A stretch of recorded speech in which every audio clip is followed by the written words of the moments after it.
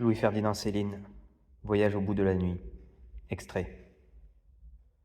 Pour être bien vus et considérés, il a fallu se dépêcher d'ardard de devenir bien copain avec les civils parce que, à l'arrière, ils devenaient, à mesure que la guerre avançait, de plus en plus vicieux.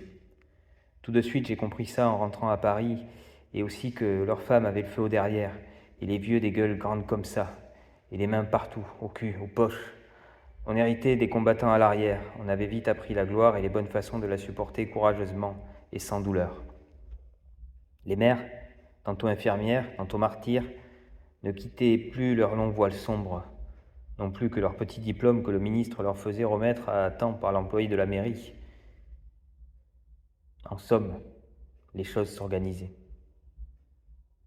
Pendant des funérailles soignées, on est bien triste aussi, mais on pense quand même à l'héritage, aux vacances prochaines, à la veuve qui est mignonne et qui a du tempérament, dit-on, et à vivre encore soi-même, par contraste, bien longtemps, à ne crever jamais peut-être, qui sait.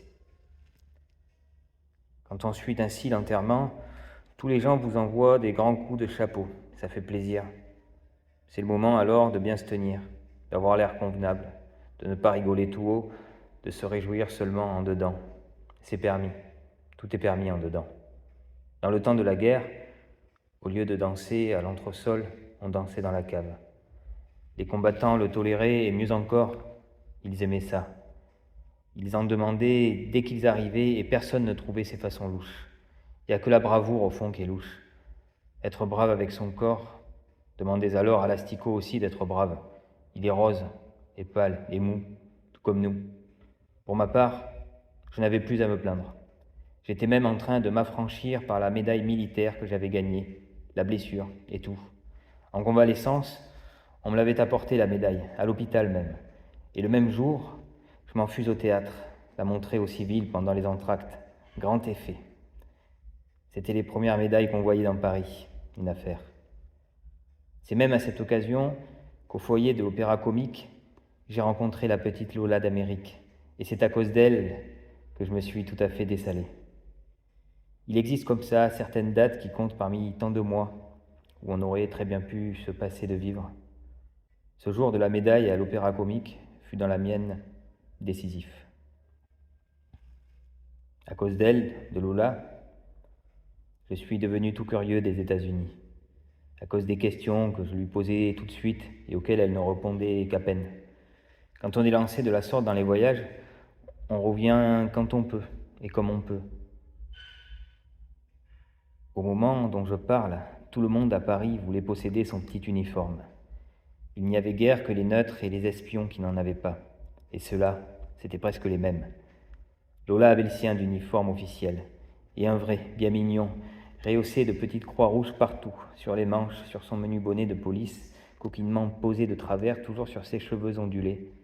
Elle était venue nous aider à sauver la France, confiait-elle au directeur de l'hôtel, dans la mesure de ses faibles forces, mais avec tout son cœur. Nous nous comprîmes tout de suite, mais pas complètement toutefois, parce que les élans du cœur m'étaient devenus tout à fait désagréables. Je préférais ceux du corps, tout simplement. Il faut s'en méfier énormément du cœur. On me l'avait appris et comment, à la guerre. Et je n'étais pas prêt de l'oublier. Le cœur de Lola était tendre, faible et enthousiaste. Le corps était gentil, très aimable. Et il fallut bien que je la prisse dans son ensemble, comme elle était. C'était une gentille fille après tout, Lola. Seulement, il y avait la guerre entre nous. Cette foutue énorme rage qui poussait la moitié des humains, aimants ou non, à renvoyer l'autre moitié vers l'abattoir. Alors ça gênait dans les relations, forcément, une manie comme celle-là. Pour moi qui tirais sur ma convalescence tant que je pouvais et qui ne tenais pas du tout à reprendre mon tour au cimetière ardent des batailles, le ridicule de notre massacre m'apparaissait clinquant à chaque pas que je faisais dans la ville. Une roublardise immense s'étalait partout. Cependant, j'avais peu de chance d'y échapper. Je n'avais aucune des relations indispensables pour s'en tirer. Je ne connaissais que des pauvres, c'est-à-dire des gens dont la mort n'intéresse personne. Quant à Lola, il ne fallait pas compter sur elle pour m'embusquer. Infirmière comme elle était, on ne pouvait rêver, sauf ortolan peut-être, d'être plus combatif que cette enfant charmante. Avant d'avoir traversé la fricasse boueuse des héroïsmes, son petit air Jeanne d'Arc m'aurait peut-être excité, converti, Mais à présent, depuis mon enrôlement de la place Clichy, j'étais devenu devant tout héroïsme verbal ou réel, phobiquement rébarbatif. J'étais guéri, bien guéri.